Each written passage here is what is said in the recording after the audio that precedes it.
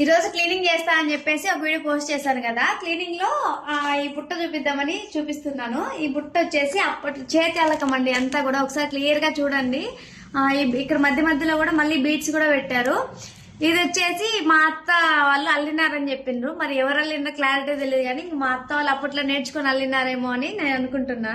అది మా ఇంట్లో ఉండిందనమాట. అప్పుడు కట్టెలు ఇవి బ్యాగ్స్ ఏం వాడేవాళ్ళు కాదనమాట. ఎక్కువగా ఇట్లా అల్లుకునేవాళ్ళు. ఇది ఒక ఫ్యాషన్ అనమాట. అప్పట్లో ఇలా చేతి అల్లకం అనేది చాలా కష్టం అనమాట. ఒకసారి చూడండి ఎంత బాగుందో. అసలు ఎక్కడే గాని కొంచెం కూడా గ్యాప్ లేకుండా ఎంత చిక్కగా అల్లారో అసలు చాలా గ్రేట్ అనమాట. ఎంత టైం పట్టి ఉంటుందో అనుకుంటా నాకు తెలిసిన కాడికి. అయితే ఇక్కడ ఒక మైనస్ పాయింట్ ఏంటంటే ఇవి పట్టుకున్నప్పుడు బరువు వేసి ఇక్కడ చేతులు ఒత్తుకుపోతాయి అంత కడ్డీల వల్ల.